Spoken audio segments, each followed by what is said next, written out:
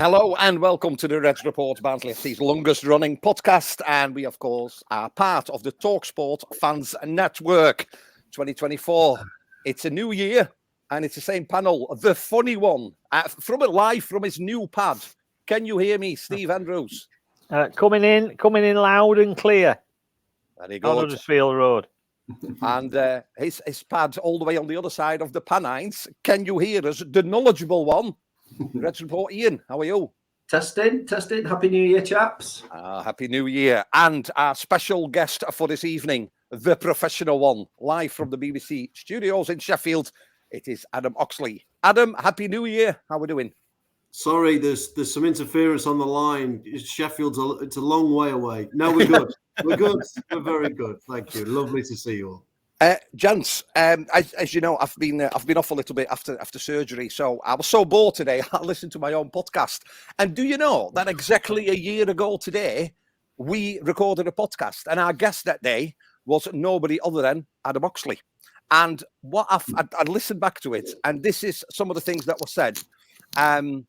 Steve said, "We're just light up front. I know we signed the lad Waters up front. Don't really know what to make of him yet. I don't understand us. At home, we play like Brazil. Away, we play like Rye-Hill." Adam then came in and said, "I think perspective is the key word. You need to look at what Duff inherited, what he had to do. Look where you are." Ian's opinion was, we are sixth in the league. We've got a game in hand. We would have taken this at the beginning of the season. I don't know why people are moaning. Besides the home and away form, you could almost give us thinking I'm talking about this season. Well, it's nice coming on tonight, gents. I mean, that's pretty much it, isn't it? That's it. We're sorting it out. I know what I'd like to make with Max Waters now. Now I do know what to make with him. A big fire. Let's take stock though. Before we talk about the January transfer period, it's a new year. We find ourselves sixth in the league. Again, we've got a game in hand. Let's go back to what Adam said last year. Perspective. Ian, we feel we're capable of more. We probably feel that if the home form wasn't so up and down, we might have been further up the table. But all in all, let's be honest, given what happened, you would have taken sixth in January with a game in hand, wouldn't you? Yeah, I think so.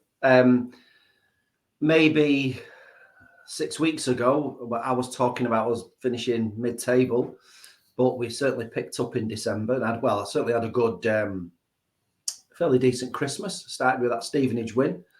Would have been nice to have finished it off with a victory over Wigan, and I think that was a bit of a missed trick, but can't win them all. So yeah, I think if you look at the turmoil again in the summer, and Collins' first big job. He's only 40. Yes, he's got room for improvement. We know that there's issues. Or there's been games where fingers can be pointed at no plan B, or some of his subs haven't been great. But ultimately, you look at Blackpool, you look at Reading, you look at Charlton, and I think their supporters would love to be in our position. I know Blackpool are not that far away, but they played more games and they came down last season. So I think some of them fans would love to be where we are. So it's room for improvement. But yeah, like you say, take stock. It's not a bad position to be in, is it? No. And Steve, I know one of the players that you often talk about. We talked about that interview. It was with you, wasn't it, Adam? Was it with you when you interviewed Kane? It was. It was my interview. Yeah, it was great fun.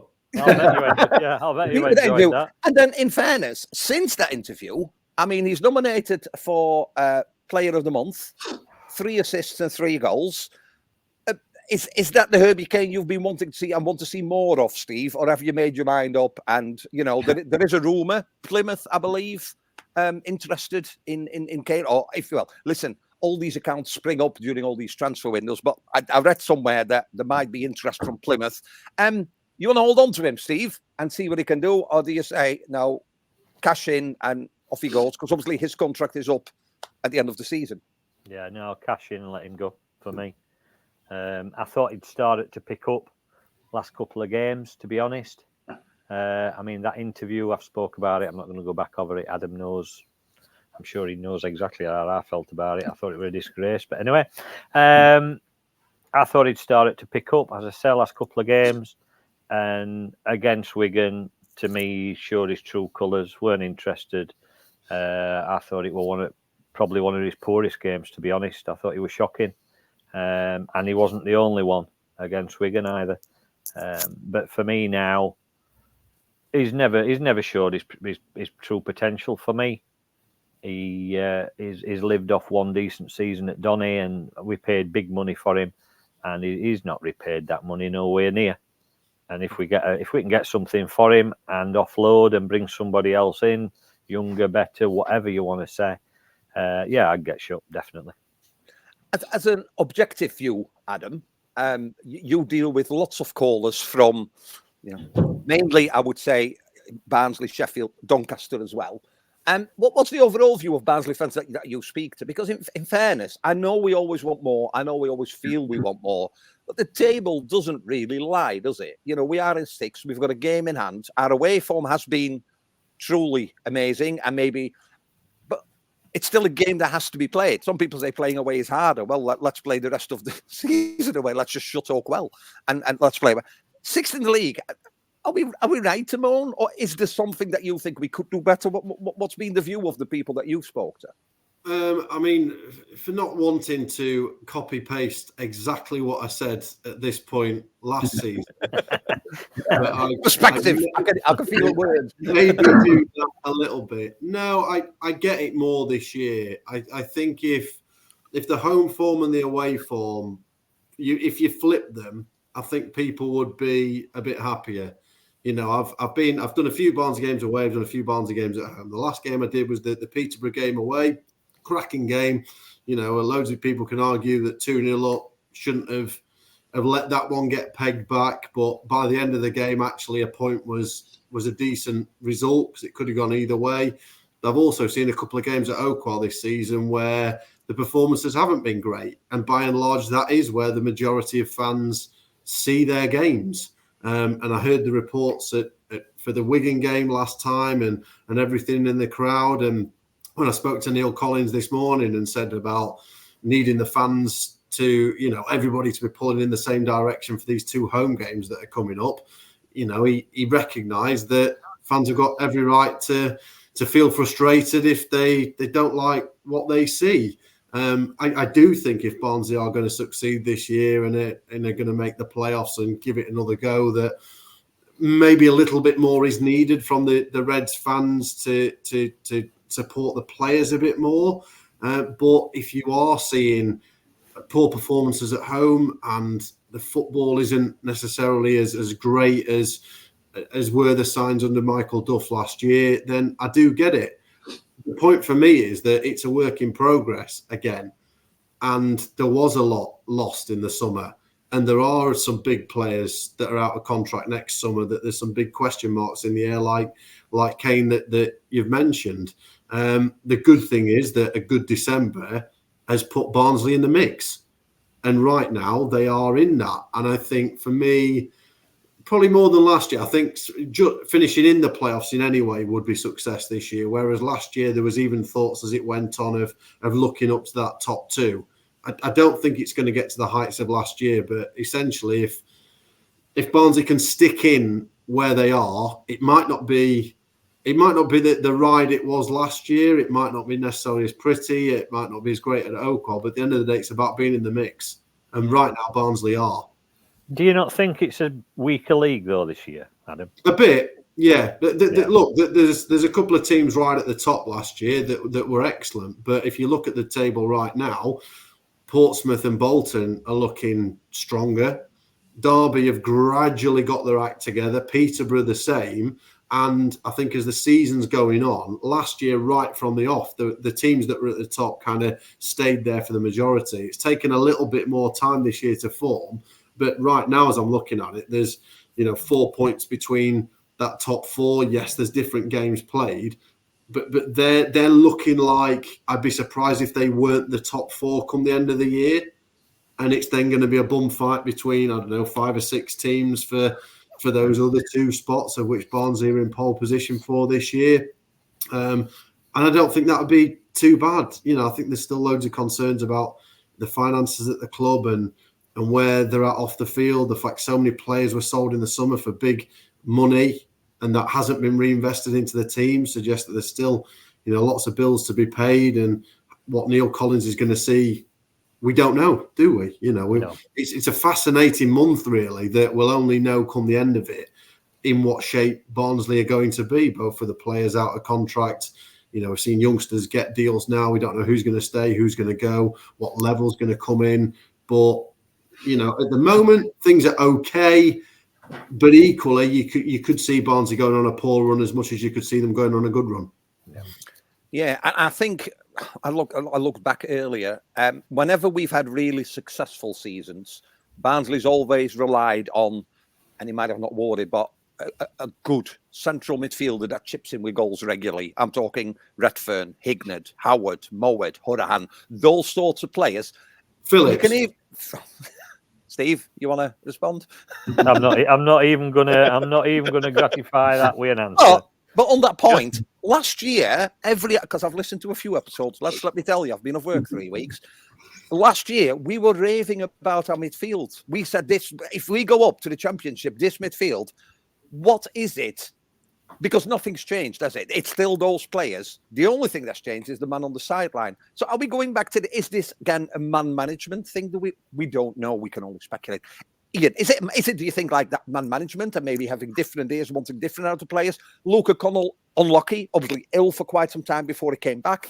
I mean, when you talk about midfielders, if you look back over the last 5-6 years, if you look at, we always had a spine at the back: Solbauer, Hellig, Anderson, Pinnock.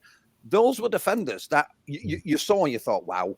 You always knew they'd move on and do really well. But we always had a spine, a striker we could depend on, a midfielder that came in with goals, and, you know, a 6'5" defender that wouldn't let any ball go past him. And it's a bit hard, isn't it, at the moment? Because we keep changing, we keep swapping. And is there a spine that he can build around? Because a lot of them are out of contract. A lot of them are freshly and new.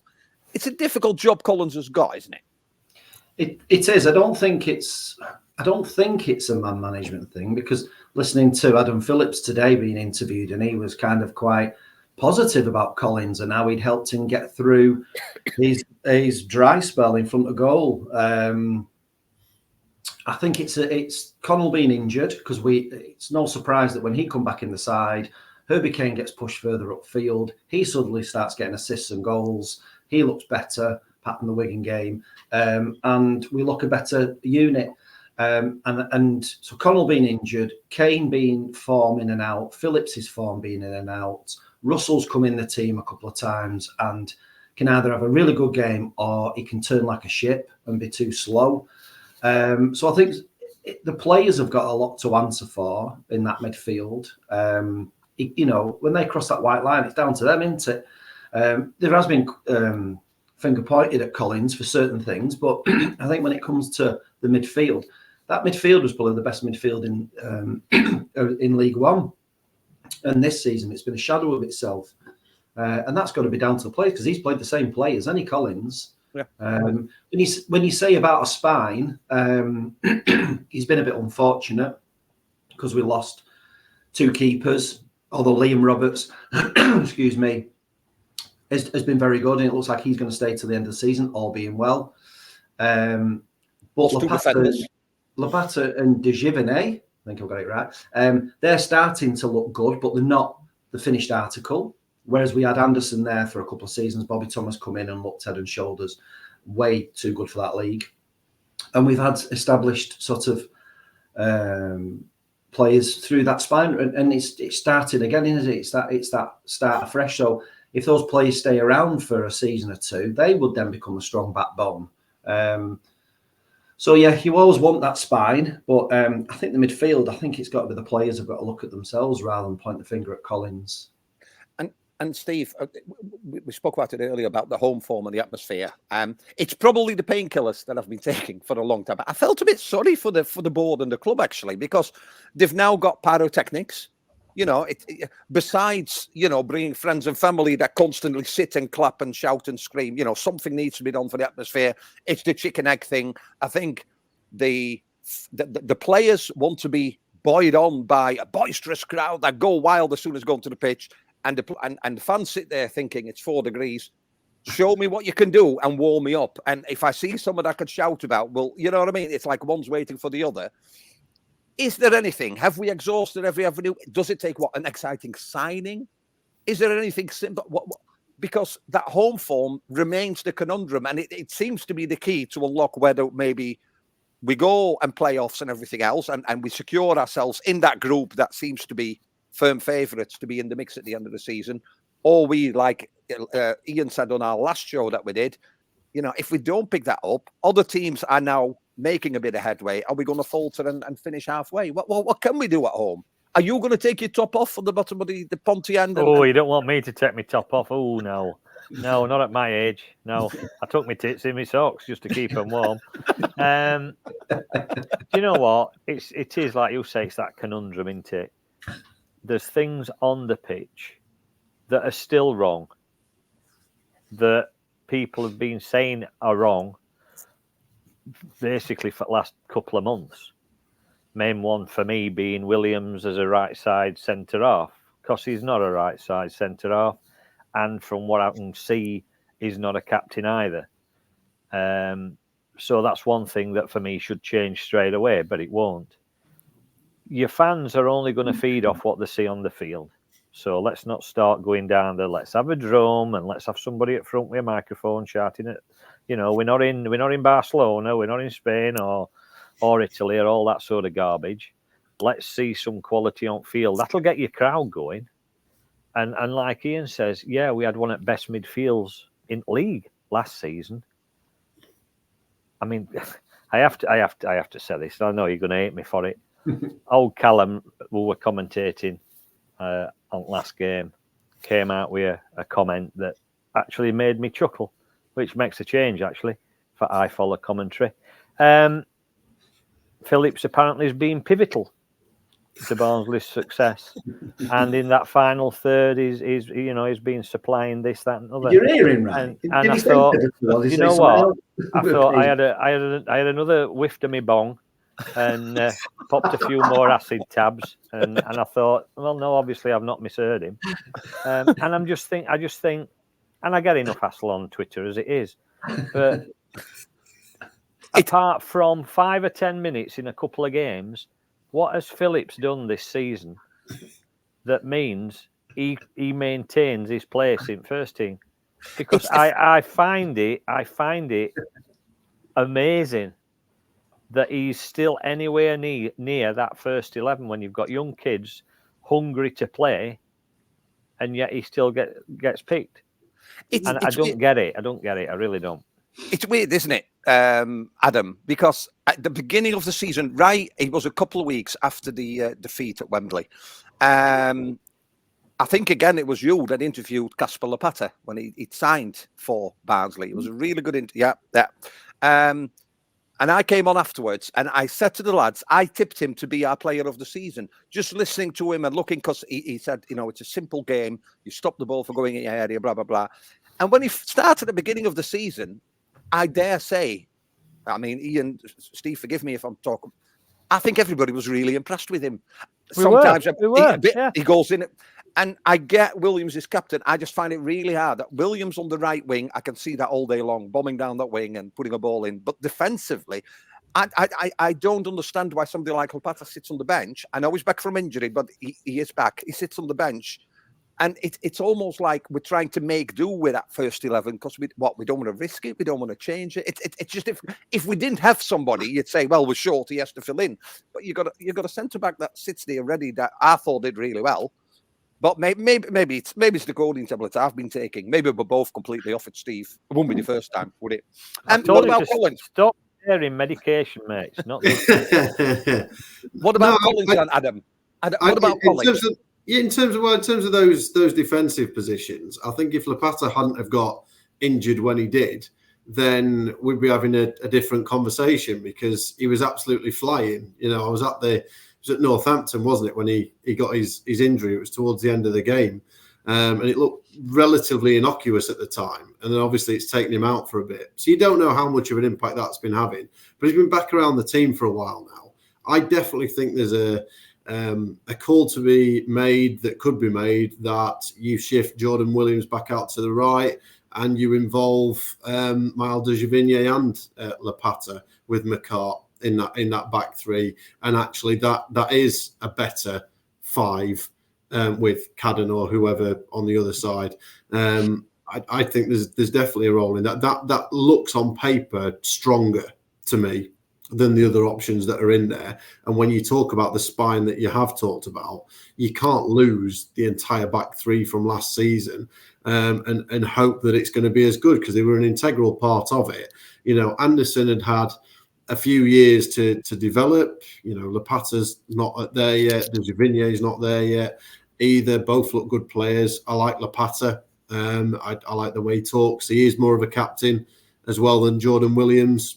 I agree entirely with that. And it maybe is that defence. And I'd go with that. I'd certainly, if Neil Collins went with that approach at the back, I don't think there'd be too many people disappointed to see it. And then you have maybe got a bit more pace off the bench in O'Keefe or Cotter or whoever that comes on and can just give you that second pair of legs. But that seems a better back line to me with what Barnsley have got right now. You know, it might be different 3 weeks. Somebody else might have come in, but that right now is where I'm at with the defence. So for both of you then, Steve and Ian, and Steve, you can go first. If we could only fill one position during this transfer window, we can only bring one player in one position. Is it centre-back? Is it the centre-back you need to look at? Is it a creative midfielder? Do we need to look at a striker? Presuming everybody stays that we've got now, where is that one area that we need to, strengthen in depth, whichever? Steve? I shall say what I always say and what I've probably been saying for the last 25 years. Make mine a double. Make mine a triple. After moving house, mate, I want bottle. I'm not even putting it in a glass. Get me a straw. It's going straight into me, and I'll tell you where it's going. I'd have it at the side at bed hung up, famous grouse, straight in. Nobody drinks famous grouse. Who drinks famous grouse? I was just about to say, get yourself some better stuff than that, Steve. Better than that. You put that in your tea when you've got cold. He still drinks Stone's Bitter and Castlemaine 4X. No wrong with a pint of Stone. We were right other night. They've got Stones on. Stones has come back, hasn't it? Oh, what they call it? Crown and Anchor. Still got Stones on. Other pubs are available. No, go on. What have you been saying? What have you been saying for 25 years? We need a midfielder. We need a creative midfielder. Herbie Kane was brought in to fill that gap, and he hasn't done it. For me, we've not had a decent midfielder since Neil Redfern. But it's whoa. This is my 2 minutes. This is my 2 minutes. Ignorant. Horahan. Hold on a minute. Calm yourself a second, boy. Do you know that medication's kicking in now, isn't it? He's going to tell me I'm a good player next. But it's that sort of, you want somebody that's going to play that killer pass. And Phillips and Kane can do it, but they don't do it enough. They do it once a season or twice a season. Kane were brought in for that exact reason. For me, I'd just like to see a midfielder. You've got Connell there, buzzing around, breaking play up, fantastic. You've got McAtee, like lightning, shooting through, boom. Jan Molby used to stand in that centre circle at 32 stone. But he were. Everybody's going now, God, you were a fat lad, weren't he? And he were every time he came to us. But he could put that ball on a 10-pence piece anywhere on pitch. And for me, it's that class, that quality that we lack. There you go. Now carry on, mate. Now tell me all about your fantastic midfielders. No. I've already said that to an opinion. That's what football's all about. Ian, what about you? Is it a creative midfielder, or are you looking to fill another position to try and not get back on track, but strengthen and consolidate where we are and move forward? I've swayed towards the attacking midfielder from the defender because I still like Jack Shepherd. He's gone out on loan. I thought he did really well when he came in. Big lad. We do need probably a centre half, but I think, like Steve says, there's got to be some players about. I mean, I look at like Blackpool. I know he's a striker, Jordan Rhodes. I mean, to pick somebody up and he in that division and score goals, there are players, whether it's a young lad from a Premier League or Championship club or it's somebody who's near the end of the career but can give us a season or so. There are those players out there that you probably don't even have to pay a fee for. And it's somebody, like Steve said, who can put a ball through, split a defence and put Cole through one-on-one or McAtee through one-on-one with the keeper. And too often we don't have that. We huff and puff with the ball. We go sideways or we might go long. But there's nobody showing at the minute who can actually just thread a ball through and kill a ball. And I know they're not easy to find, but certainly for a loan, for 6 months, for a push for promotion, there must be somebody around. We've got good links with Man City. We've got good, we've picked up a few players. There must be somebody somewhere that can fit that position down to a T. And I think that could be the difference between hovering 6th and 7th or being comfortably in the playoffs or pushing for the top 2 if you can get somebody who can supply the bullets for Cole and McAtee. Yeah, we've seen Kieran Lofthouse leave on loan for the rest of the season to MK Dons today. And of course, the club will always say at fan evenings and everything, look at all the players we've brought in. But somebody like a Kieran Lofthouse, although went straight into the first team, not really seen much, went out on loan, come back and now has gone somewhere else. And what's the latest word on injuries? Anything today, Adam? Because I know we don't talk about him much for various reasons, but Robbie Cundy is still at the club. We're not hearing much of him. What was said today?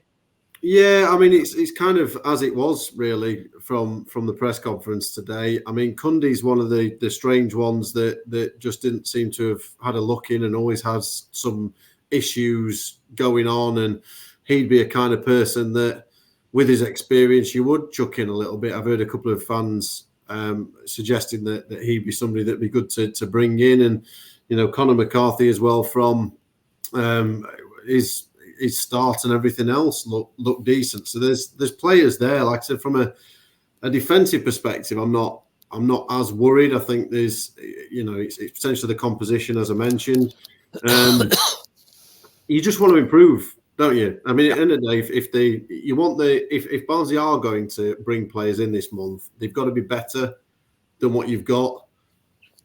And if you're going to try and keep hold of all those players that are out of contract, it'd be nice to see somebody sign a new deal of all the big hitters that are out. I don't think it's going to happen, but we saw this with Rotherham the other year, that when Michael Smith and Michael Ihekwe went to Wednesday in the summer after they helped Rotherham get promoted. So some players will down tools, like Freddie Ladapo did for Rotherham that season and then left. Other players, even though they're out of contract, fully committed, giving absolutely everything. At the minute, people like Cole and others seem to be committed to the cause, even if they're not necessarily going to be committed after this season. So that'd be my worry. If there's anybody in there in the squad right now that you're not sure where their head's at, or this month you see them looking elsewhere, maybe try and get them out now and get somebody else in. But they've got to improve. I don't think bringing in other people that are developmental players or similar to the players that Barnsley have got are going to help right now. There's enough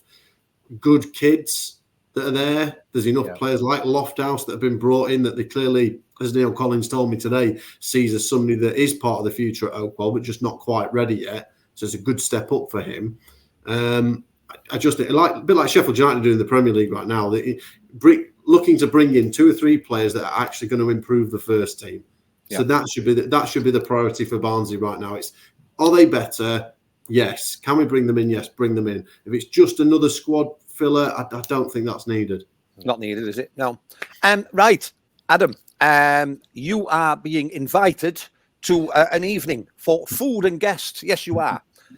Both Ian and Steve have been tasked with virtually organising an evening, and they can invite 1 ex-Barnsley player, 1 current Barnsley player, 1 manager, either the current one or a previous one, 1 random guest, and after a bit of food, maybe a drink or 2, they are going to sit down and watch an iconic Barnsley match, whichever ones they want. It's an evening of laughter, alcohol, food, and entertainment. So we'll head over to the Pennines. House, it's not.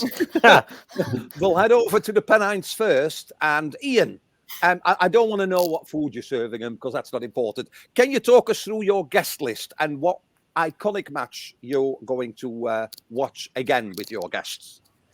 Are you going to be honest with first thing that you said on that Twitter message, or are you going to not be honest?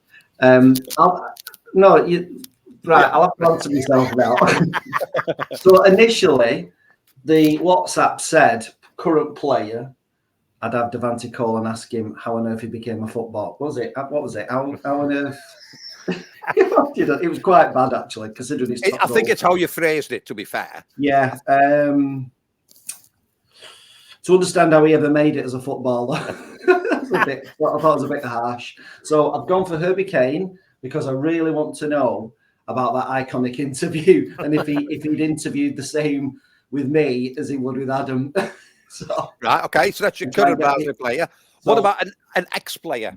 I've gone for Mick McCarthy because he's a legend, and I just think he would have 1,000,001 stories about his playing career, his manager career. He must have so many great stories to tell. You could just sit down and listen to him. I bet he has some belters. So Mick McCarthy for me.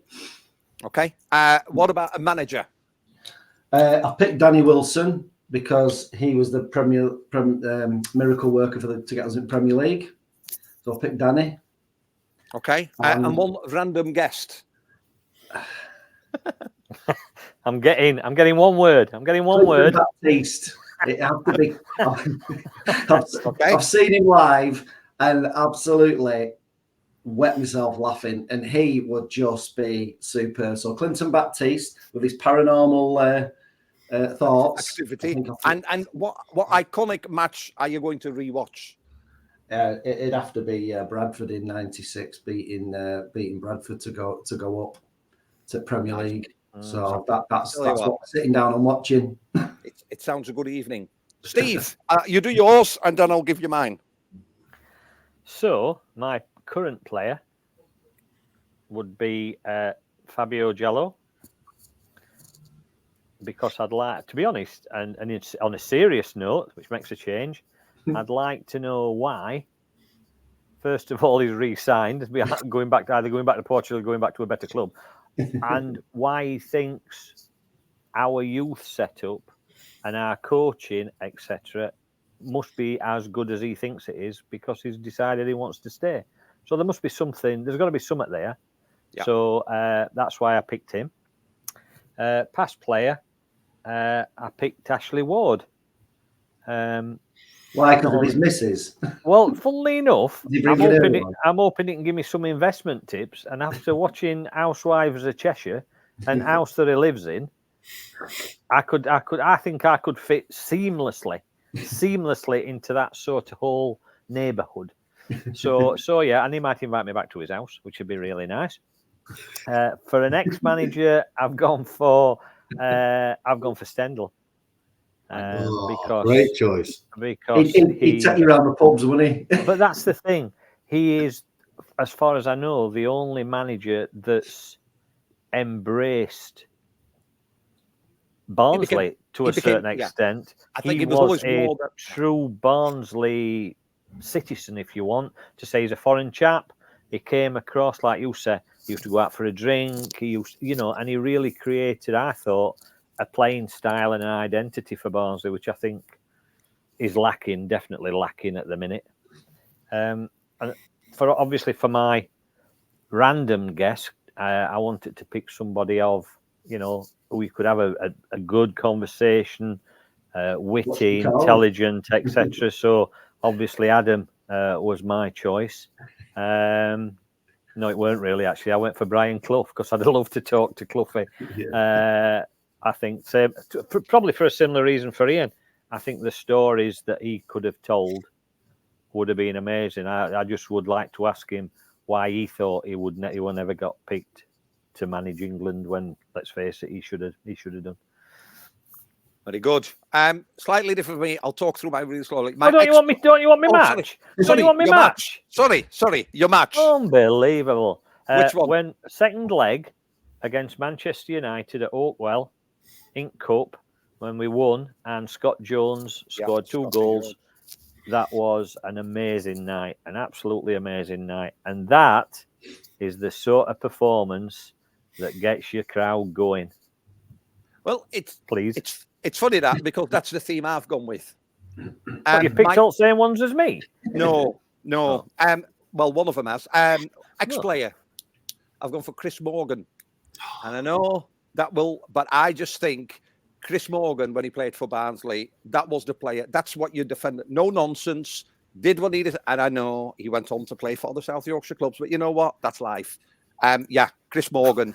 And therefore, the existing player I would choose would be Kasper Lopata, because I think he could almost like mentor him a little bit. You know what I mean? Almost like, I think when I see Kasper Lopata, no, not like that, Steve, but I get quite excited thinking that could be your next Helico Anderson. Don't you be splitting them stitches. You be careful with them stitches, mate, because you don't want that getting carried away, do you? After enlargement. The manager, I've gone again for Stendel. I think it's all about, to me, you can buy all the talent you want, but the biggest teams in the world have performed really well with the best players because of a really good manager. When you look at Pep Guardiola, I know tactically he's really astute, but players often talk about how he motivates them. And I know Valérien Ismaël did really, really well, but I think it all started with Stendel, the high press, the high tempo, the blood on the shirt.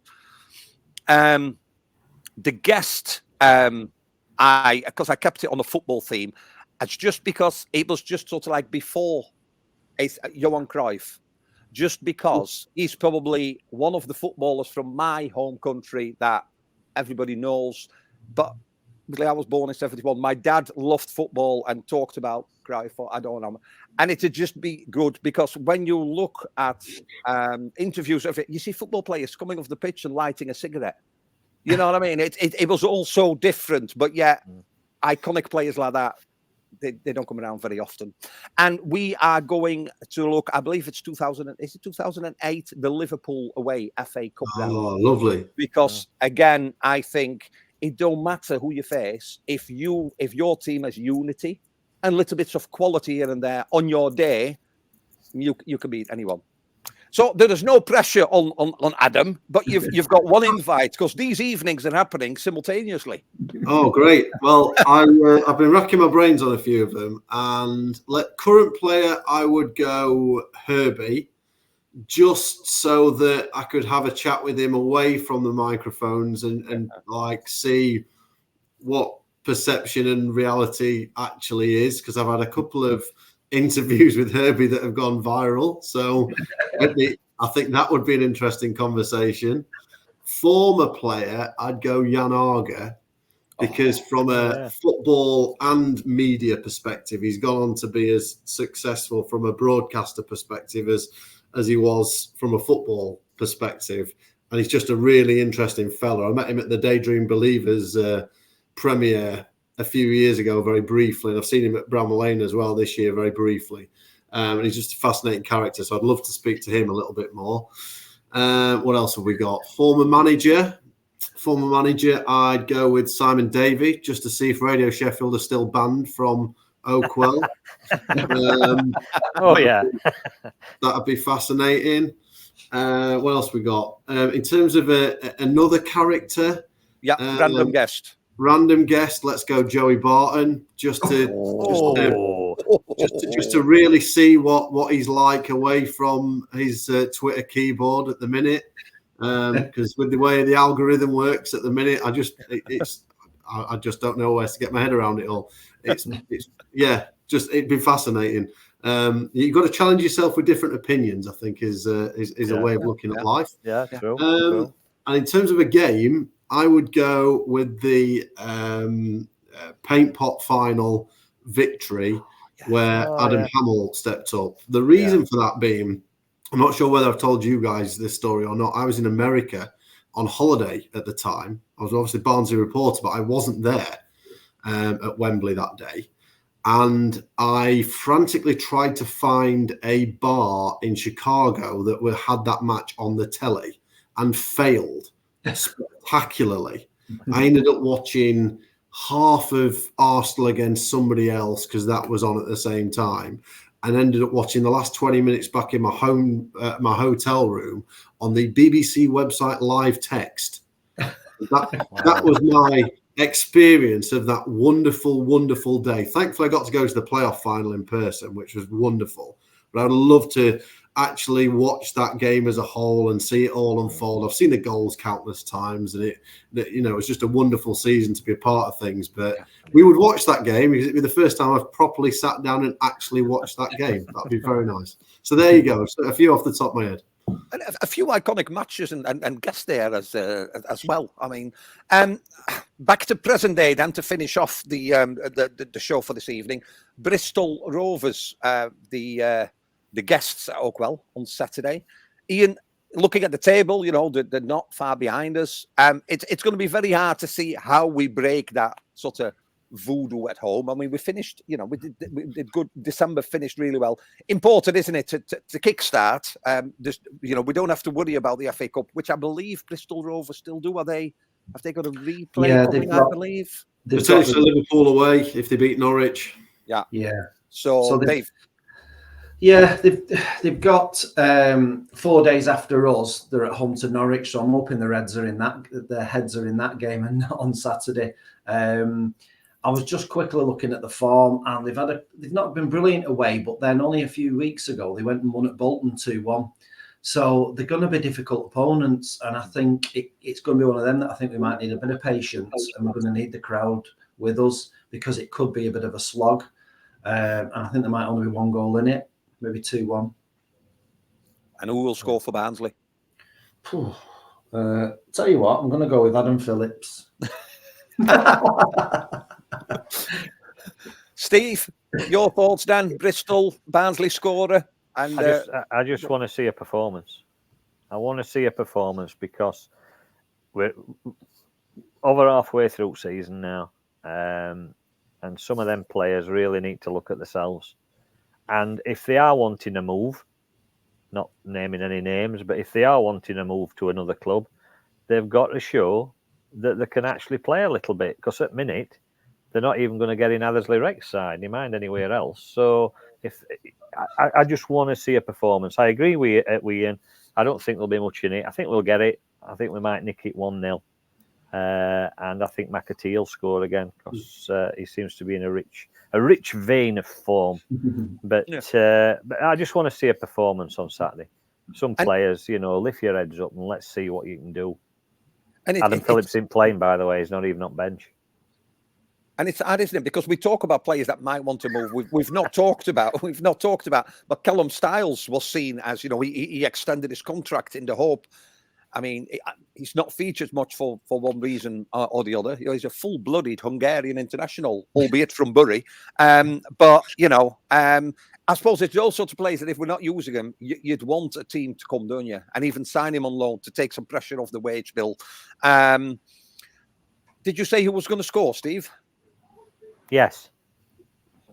He said McAtee. Oh, do you want me to say again? Well, sorry, mate. Are we using the power of the mind?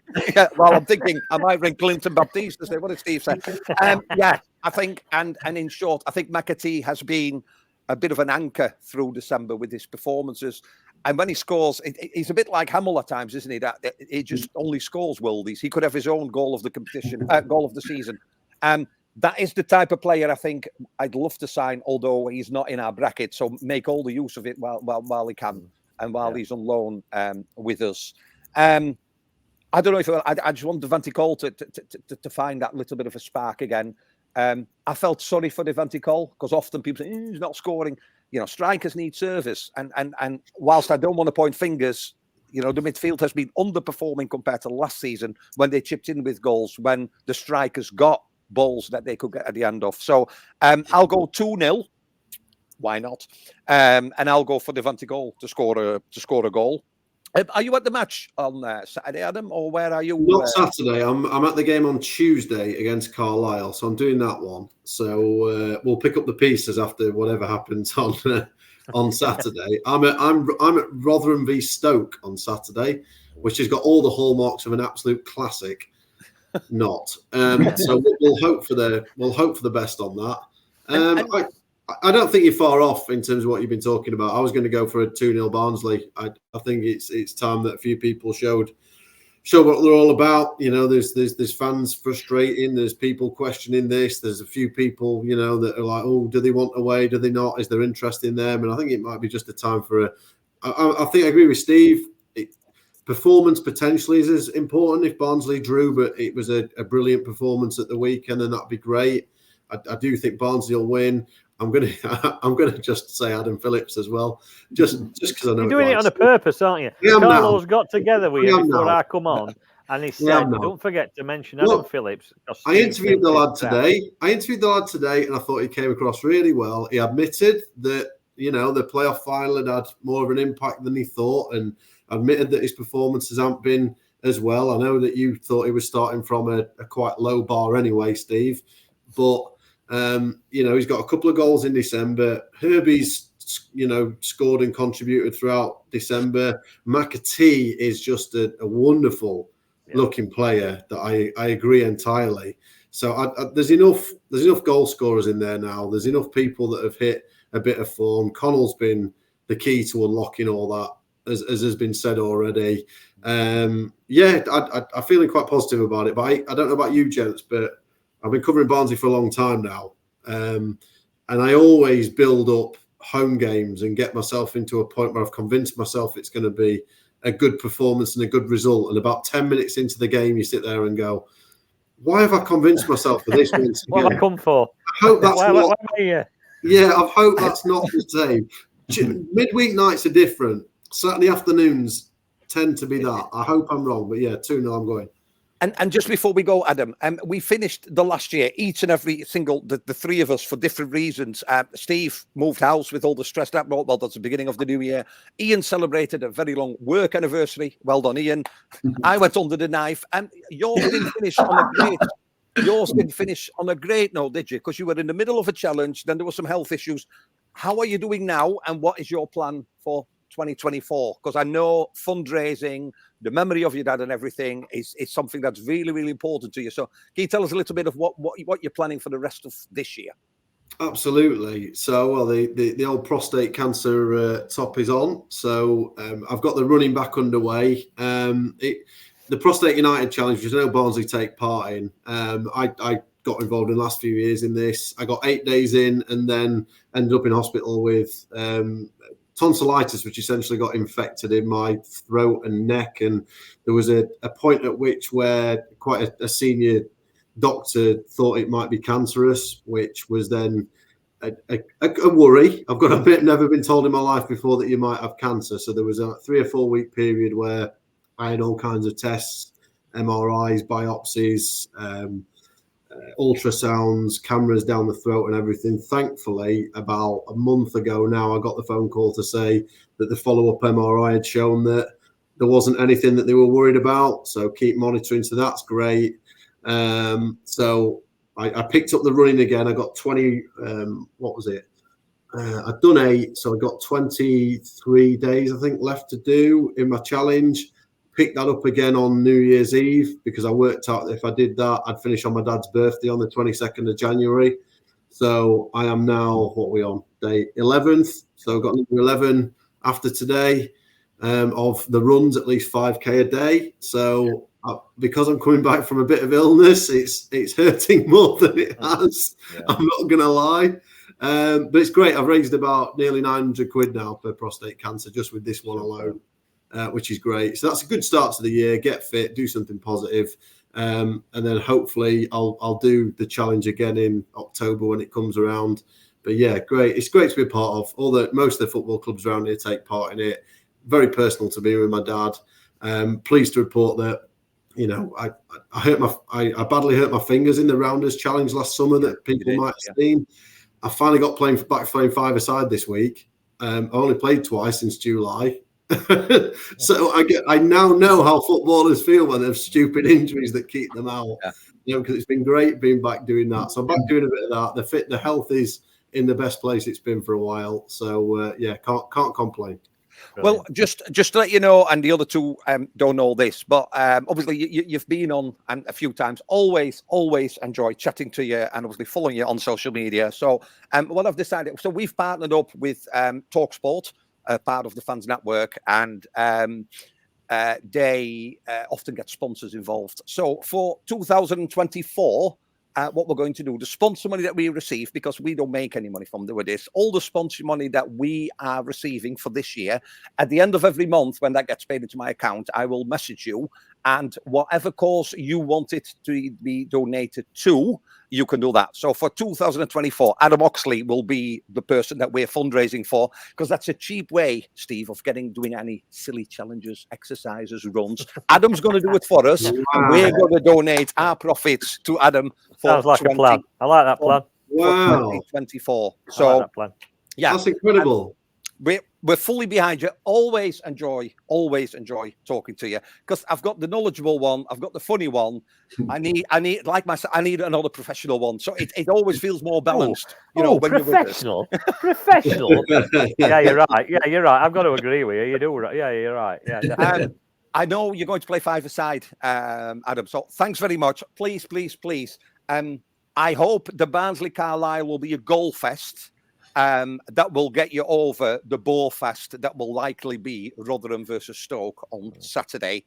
And thanks, of course, from his new pad. And the Wi-Fi worked, Steve. I know, I was surprised. Yeah, you could take 21st century. I'm here. Take 3 of the hamsters off the wheel now, because they'll deserve a drink and something to eat, maybe, to make sure. And Ian, as always, thank you as well. We'll be back next week. And we'll be hopefully 6 points better off. Who knows? A creative midfielder? Anything can happen. You've been listening to the Reds Report, and we'll be back next week.